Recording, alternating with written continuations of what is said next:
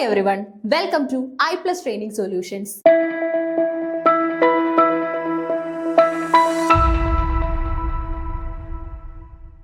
ഇന്നത്തെ ഒരു ഷോർട്ട് വീഡിയോയിൽ നമ്മൾ ഡിസ്കസ് ചെയ്യാനായിട്ട് പോകുന്നത് ഏറ്റവും ഇമ്പോർട്ടന്റ് ആയിട്ടുള്ള ഒരു ടോപ്പിക്കാണ് Irish dramatic movement. Okay, set ഇംഗ്ലീഷിലെ ഏറ്റവും പ്രധാനപ്പെട്ട ഒരു കോൺസെപ്റ്റ് അഥവാ ടോപ്പിക്കാണ് ഐറിഷ് ഡ്രാമാറ്റിക് മൂവ്മെന്റ് എന്ന് പറയുന്നത്.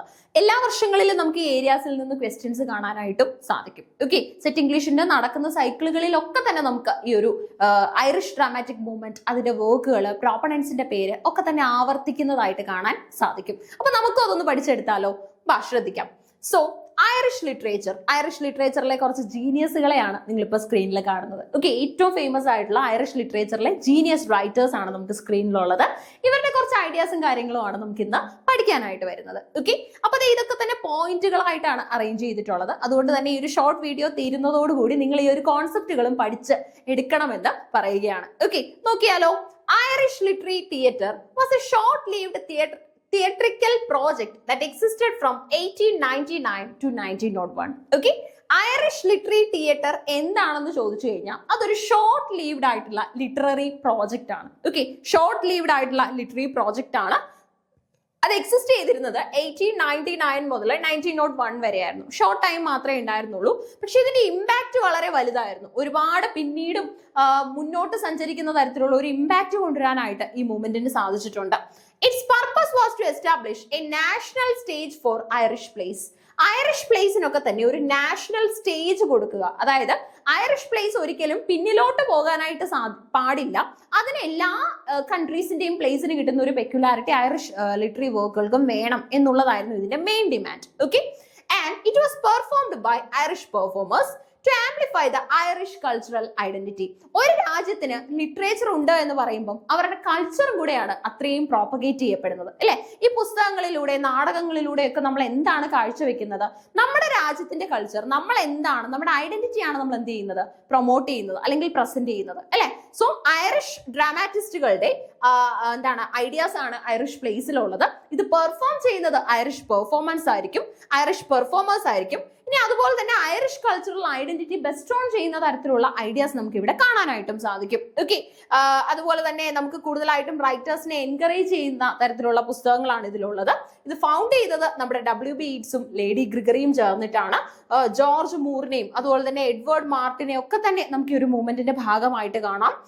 As a part of the Irish literary revival and it was centred in Dublin കേന്ദ്രീകരിച്ചായിരുന്നു ഇതിന്റെ പ്രവർത്തനങ്ങളും അതുപോലെ തന്നെ ഇത് മുന്നോട്ട് പോകാനായിട്ടുള്ള കാര്യങ്ങളെല്ലാം തന്നെ പ്ലാൻ ചെയ്തിരുന്നത്. ഓക്കെ, ഡബ്ലിനുമായിട്ട് ബേസ് ചെയ്തിട്ട്, അയർലൻഡ് ഡബ്ലിനുമായിട്ട് ബേസ് ചെയ്തിട്ടായിരുന്നു നമുക്ക് ഇതിന്റെ പ്രവർത്തനങ്ങളൊക്കെ കൂടുതലായിട്ടും കാണാനായിട്ട് സാധിക്കുന്നത്. ഓക്കെ, അപ്പൊ ഐറിഷ് ഡ്രാമാറ്റിക് മൂവ്മെന്റിന്റെ ഏറ്റവും വലിയ പ്രത്യേകത അതിന്റെ ഡ്യൂറേഷൻ വളരെ ചെറുതായിരുന്നു. എന്നാൽ പോലും ലാസ്റ്റിംഗ് ഇമ്പാക്ട് കൊടുക്കാനായിട്ട് അവർക്ക് സാധിച്ചിട്ടുണ്ട്.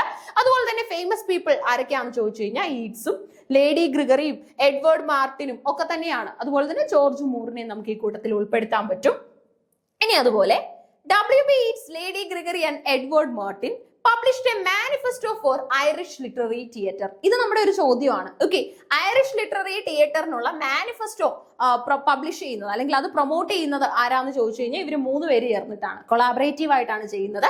ഏത് വർഷമാണെന്ന് ചോദിച്ചു കഴിഞ്ഞാൽ 1897. നമ്മുടെ പ്രീവിയസ് ഇയർ ക്വസ്റ്റ്യൻ ഇതാണ്, 1897. അതായത് ഈ ഒരു മാനിഫെസ്റ്റോ നമ്മുടെ യീറ്റ്സും ഗ്രിഗറിയും മാർട്ടിനും ചേർന്ന് ഏത് വർഷമാണ് പബ്ലിഷ് ചെയ്യുന്നത്? സെറ്റ് ഇംഗ്ലീഷിന്റെ ചോദ്യമാണ്.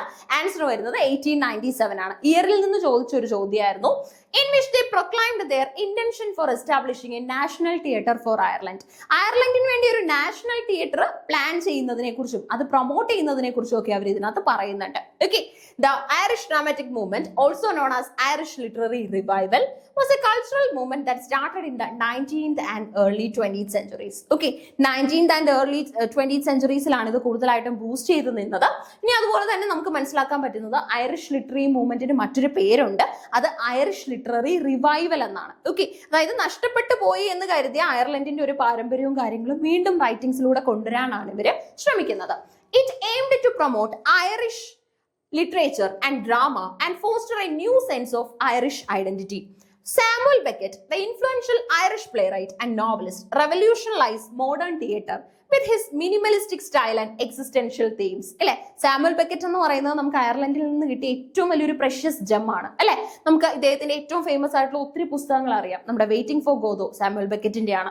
അതിനകത്ത് മിനിമലിസ്റ്റിക് സ്റ്റൈലിനെ കുറിച്ചും എക്സിസ്റ്റൻഷ്യൽ തീമിനെ കുറിച്ചും ഡിസ്കസ് ചെയ്യുന്നുണ്ട് അല്ലെ. എൻ അറ്റൻഡന്റ് ഗോദോ എന്നാണ് അതിനൊരു ആൾട്ടർനേറ്റ് ടൈറ്റിൽ ഉള്ളത്. ഓക്കെ, അപ്പൊ ഇങ്ങനെയുള്ള പ്രധാനപ്പെട്ട കാര്യങ്ങൾ ഒരുപാട് ഉൾപ്പെടുന്ന ഒരു കോൺസെപ്റ്റ് ആണ് ഐറിഷ് ലിറ്റററി മൂവ്മെന്റ് എന്ന് പറയുന്നത്. ഐറിഷ് ലിറ്റററി മൂവ്മെന്റിന്റെ മറ്റൊരു പേരാണ് ഐറിഷ് ലിറ്റററി റിവൈവൽ എന്ന് പറയുന്നത്. ലേഡി ഗ്രിഗറി അതുപോലെ തന്നെ നമ്മുടെ ഡബ്ല്യു ബീറ്റ്സ്, ഇവ രണ്ടു പേരുമാണ് ഇതിന്റെ പ്രോപ്പണൻസ് എന്ന് നമുക്ക് പറയാനായിട്ട് സാധിക്കുന്നത്.